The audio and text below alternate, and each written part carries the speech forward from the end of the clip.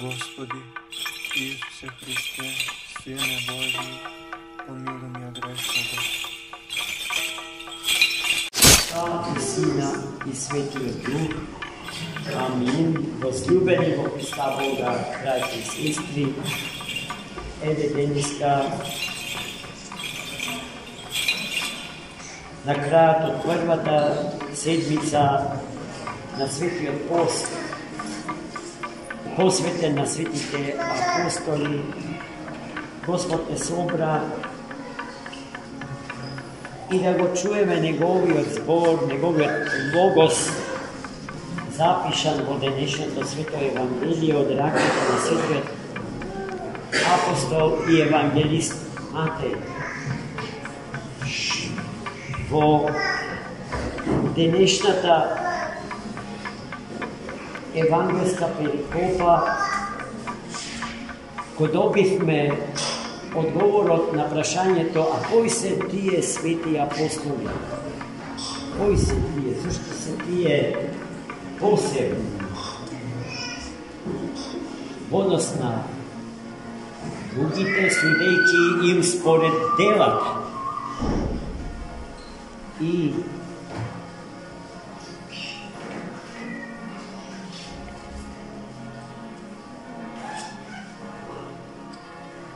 детските гласови ја земат сосема концентрација, за жал. Одговорот на тоа прашање, пошто се, верувам се, раѓа во главата на секој човек, велам го најдовме во денешното свето Евангелие, во кое што евангелистот Матеј зборува за начинот како Христос си ги избра своите ученици. Изборот беше чудесен и несвојствен за нас, а својствен нему сполајно, за кого што сите знаеме дека е единствен, вистински серцевиедец, познавач на срцата човечки. Христос сигурно не ќе му пристапеше на кого бил, знаејќи однапред дека во неговото срце се вселил цел еден легион демон. И доколку тој човек живее во послушност кон Христос, знаејќи ги срцата на Симона, Петра и брата му Андреја, им пристапи покрај Галилејското езеро. Во моментот кога тие рибари по професија ги плавеа мрежите, им ја даде следнава забелешка: досега ловевте риба. Сакате ли од вас да направам ловци на луѓе? И ги повика: тргнете по мене.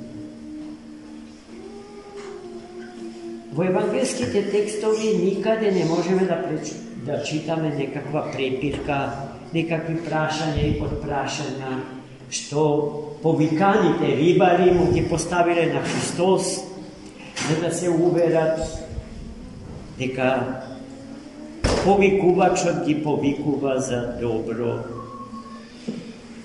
или да им даде некакви гаранции за тоа зашто ги повикува. Туку тие ведно, без мислење, без двоумење, како некои кои што се целосно сигурни во вистинитоста на зборот, што им доаѓа кон нив, а е упатен од самиот Господ и Спасител и Создател на светот човек. Тргнуваат по Христа. И тука Христос не запира. Продолжува понатаму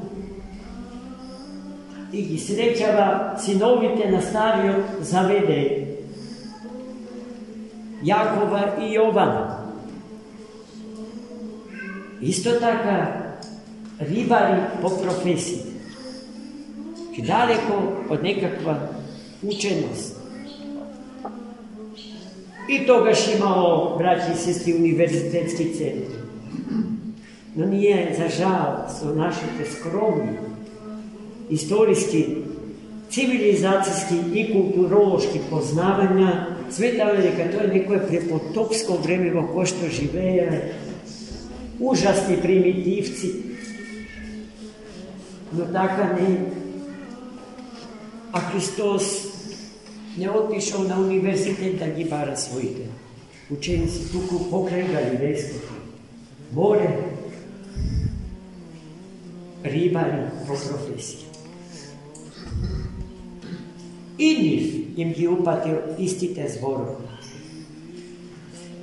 Со нив заедно бил и нивниот стар татко Заведеј.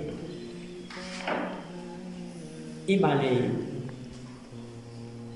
мрежи и кораби со кои што ловеле сиот нивни имот. Бил тука со нив. И најскапото, нивниот роден татко. Згода на тоа, за Симона Петра, знаеме дека бил ожен.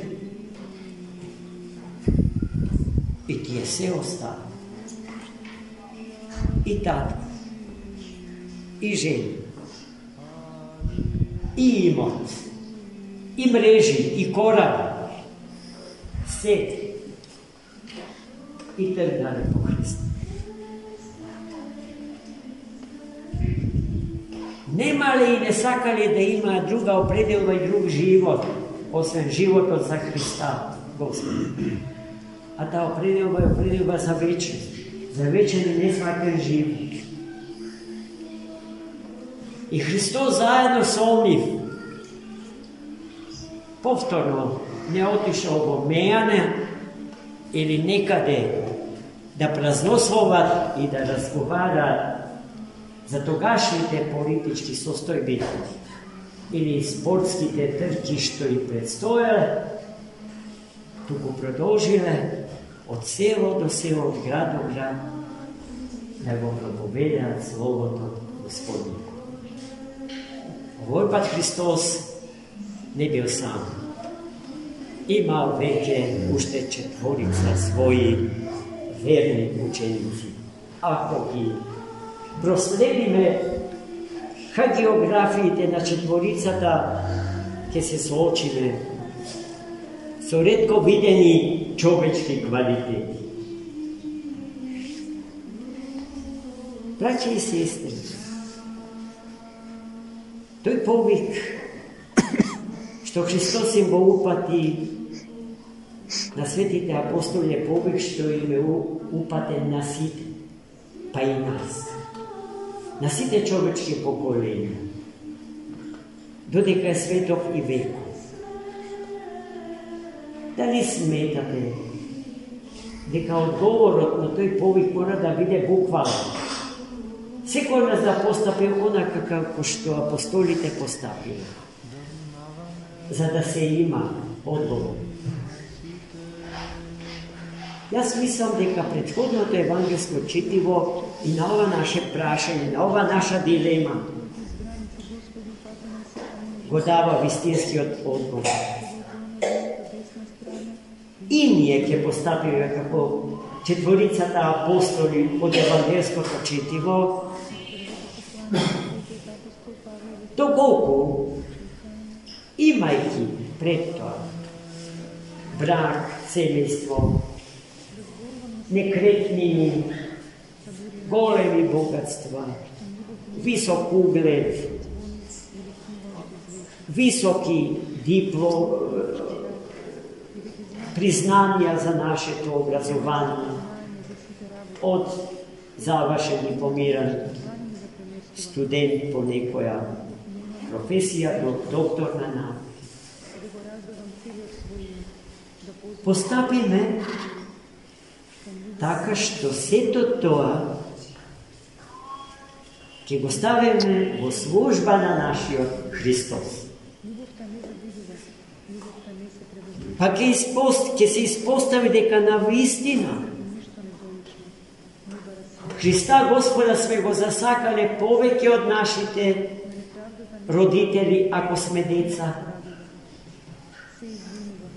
Повеќе од нашите деца, ако сме родители. Повеќе од нашиот имот, ако сме собственици на големи имоти и големо конто во банкарските трезори. Ако сето тоа што го имаме за Христа, а не за себе си и за својата суета. И тогаш ќе можеме да кажеме дека вистински сме ги засакале децата наши, ако сме родители. Вистински сме ги засакале родителите наши, ако сме деца. И дека богатството што го имаме за нас, туку за да го поделиме со оние што не можат да го имаат.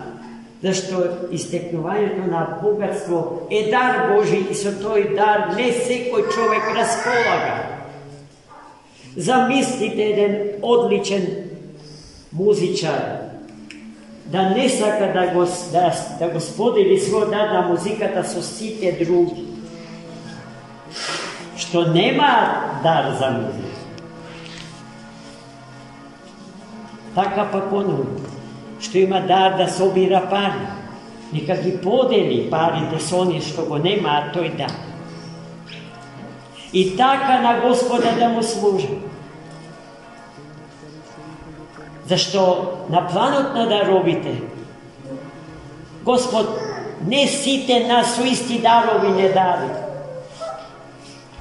Секој од нас има некој посебен дар.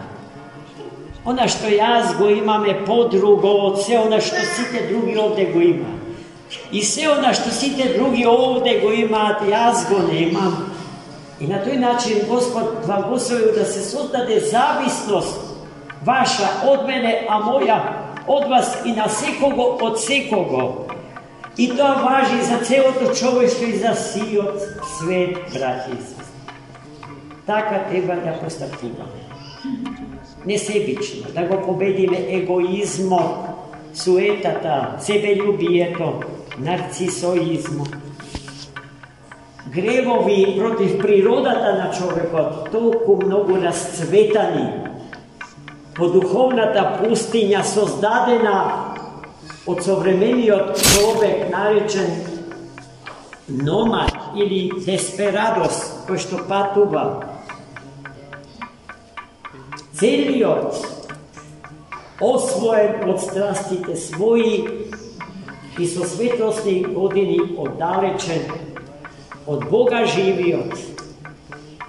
Целта и смислата на нашиот живот и на секое наше животно дело. Амин.